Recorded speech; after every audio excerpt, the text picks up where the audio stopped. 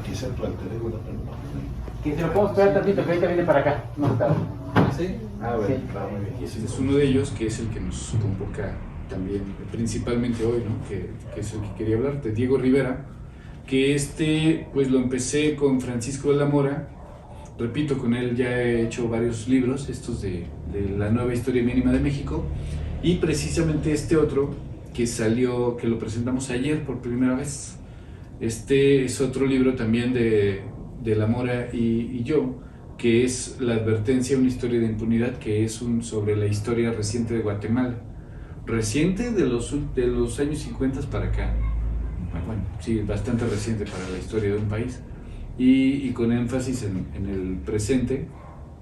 Y bueno, además que no se acaba la historia, ¿no? Guatemala ahora mismo está en una serie de movimientos sociales muy importantes.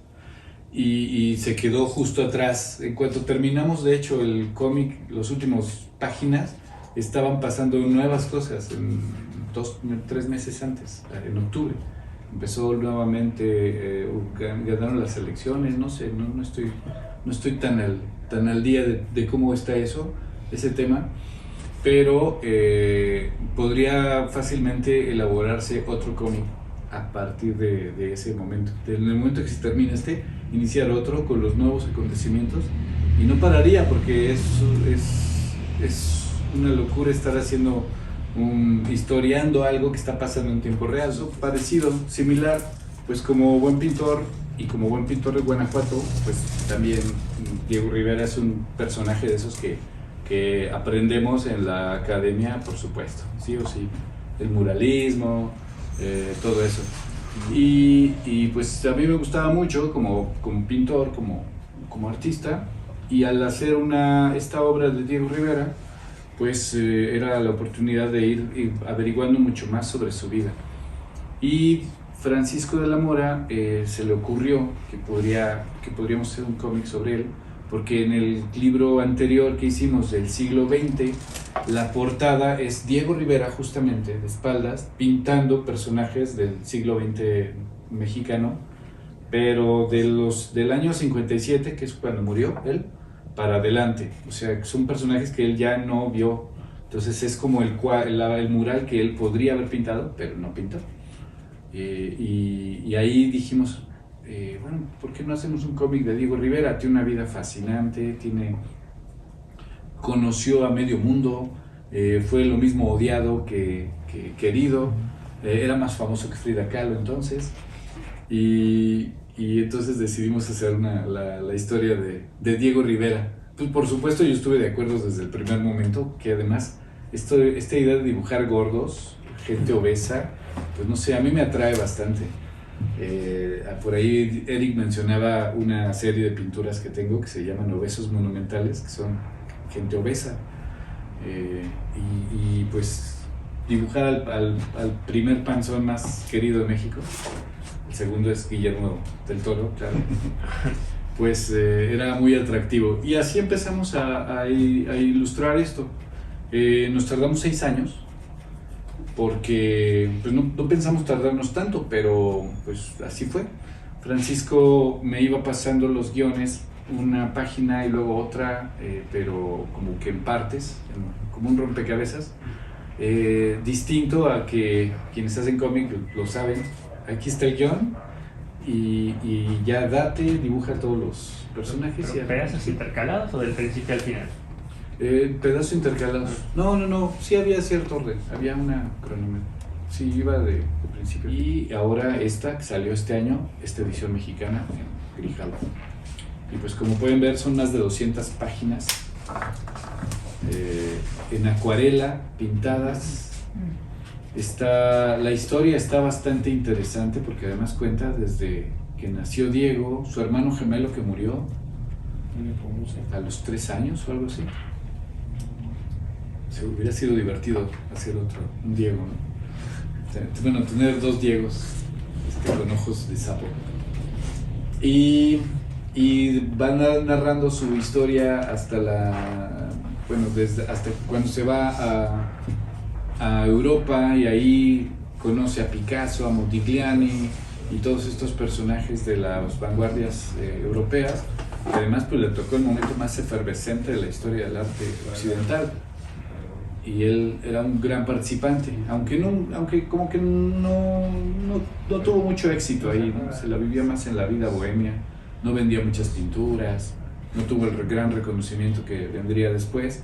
Y luego, después de retratar esa parte, que además tiene unos colores muy bellos, porque son unas paletas oscuras, en la parte mexicana, cuando está siendo un estudiante joven, pues tiene una paleta más cálida para... El famoso filtro amarillo de México. Pero bueno, es real porque lo sabemos, ¿no? Que aquí los colores son intensos. Y cuando llega a París, pues la paleta cambia a unos tonos más azules, más lluviosos, más oscuros. Y además de que como no le fue nada bien, pues también tiene que reflejar esa cierta melancolía que hay. Perdió un hijo entonces. Se le enfermó de neumonía, creo, cuando era un bebé y se murió.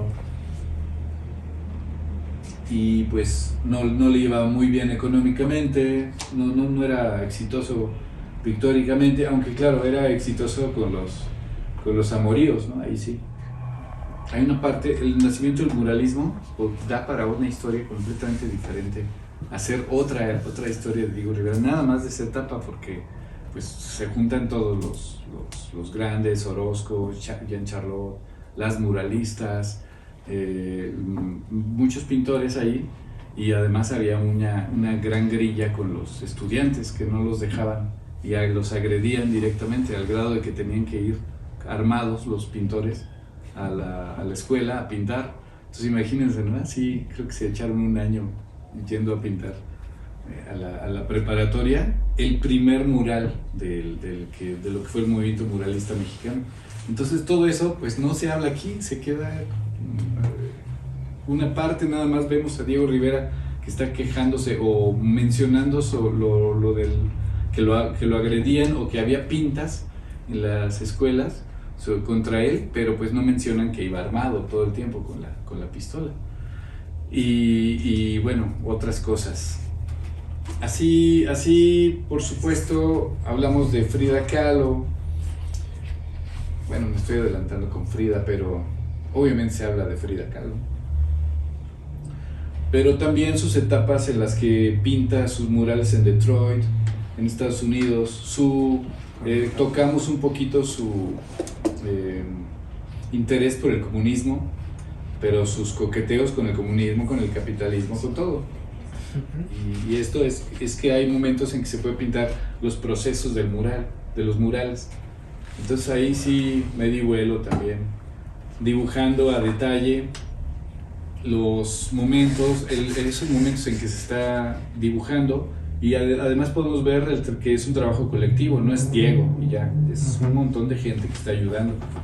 Los albañiles ahí, los ayudantes, mujeres, hombres, hasta sus perros que andaban con él, como los de Eric, que también andan siempre con él. Y esta pues es una de las partes cumbre. Sí, está genial eso. Creo yo que ahí sí. ¿Es un solo dibujo o pegaste lo del medio? Sí, es un solo dibujo. Ay, Es una reproducción. no, como lo veo de lejos, no sabía si por ahí habías dibujado y habías puesto dibujos separados en el medio. Claro, sí, verdad es que se ve. No, Podría ser, claro, cada una. Pero no, es el mural de Palacio Nacional. ¿Qué tamaño tiene eso, el original? El original, pues es un poco más grande que esto. Es, ya sabes, como un tanto así. Sí. Como 1 metro por tanto. Así, con 40 centímetros de ancho. Es acuarela, todo, pues sí se ve así, como está aquí. De este sí me lo quise aventar continuadamente. Entonces me eché 8 semanas solo trabajando en esto. También para saber cuánto me podía tardar en algo así. Era un desastre, ¿no? Sí. Por suerte había pandemia, creo, en esos días. Entonces, nadie me hablaba por teléfono. Solamente mandabas pájaros, la paloma, Francisco de la Morella, que es un oso, y él es el que está narrando todo eso. Sí, es un lío, porque la verdad es que hay que meterse en un mood de la caída de Tenochtitlan, por ejemplo, y luego pasar a otro. Entonces, a ratos sí me confundía un poco. Entonces podría dedicarle a veces una semana a uno y luego descansaba un par de días y le dedicaba al otro. Porque tratar de mezclar los temas no es fácil. Sí me confundía. Son temas muy distintos, muy dispares. Y sí hay que ponerle atención, hay que ponerse en ese mood. Entonces para Diego Rivera, por ejemplo, lo dejamos un rato. Luego quería regresar ahí y había como que estar otra vez en el mood de vivir en los años de Diego Rivera. Y incluso me fui al museo otra vez a mirar sus pinturas, sus murales. En Cuernavaca está el mural muy bonito ahí en la Casa de Cortés, pues ahí me iba también. Un poco también para agarrar ese mood otra vez. Y tratamos además de copiar su colorido y su trazo para tratar de evocarlo en el cómic. Entonces sí había que ponerse en los zapatos de uno y de otro. No es fácil. No, nada fácil. Aquí, bueno, este cómic, por ejemplo, es algo de eso. Consecuencias, la vida en el tiempo es fugaz. Pues es un cómic, es una ópera metal cómic. Y el autor, León de Marco, es músico flamenco, pero también toca guitarra y metal, y es compositor, y él tenía ganas de hacer un cómic, su primer cómic, y él dijo, su primera chamba de cómic, y él dijo que, bueno, él quería hacer esa historia, y nos pusimos a trabajar también esto como 6 o 7 meses, y ahí sí, como es muy intenso este músico, pues nos sentábamos como 3 veces a la semana, nos reuníamos y unas 4 o 5 horas las dedicamos a trabajar una sola página, nada más. Y él me explicaba y quería que lo visualizara y ponía la música y una y otra vez. Nos sacábamos 3 botellas de vino, platicábamos solo de una sola página. Entonces, así fue también para tratar de condensar toda la música que tenía. Así que hoy es... ¿Cómo es esta parte del dibujo en sí? Sí, también cada uno tiene su estética, ciertamente. Pues por ejemplo, para esto me ponía a escuchar la música y luego decidir un estilo de dibujo más angulado, más oscuro, también la paleta de color. Entonces sí, gracias, el color fue mío, sí. Y además este es un cómic que hice de completamente digital. Es lo primero que hago, todos los demás son un poco acuarela. Pero este sí fue totalmente digital y pues no sé, no me lo esperaba que quedara bien. Pero bueno, al final sí quedó bien, pero siempre me costó bastante trabajo hacerlo digital. Y bueno, del Día de Muertos pues también, fue más relajado, ¿no? Porque eran 8 páginas nada más, lo hicimos entre varios autores. Y pues es un divertimento de, a ver, hagan la historia que ustedes quieran. Que viene la computadora. Y sobre Día de Muertos. Gracias, estoy ya. Y este también tiene justo otra paleta distinta, también para que cambiara la estética. Es el mismo dibujante, pero la verdad parece diferente. Porque es una técnica en lápiz. Ajá, el color lo puso Francisco de la Mora, que además de guionista pues es y editor, es colorista y también tiene un cómic que publica semanalmente allá en Londres, él vive allá, es un cómic sobre el barrio donde viven, y entonces lo publica ahí localmente y él quería poner el color y bueno, pues así fue más fácil también, porque yo le entregaba las páginas en lápiz y él ya terminaba de hacer la edición, acomodaba todo eso, pone color, pone textos y eso hace más ligero el producirlo, y además tiene otra estética muy distinta a este y a este.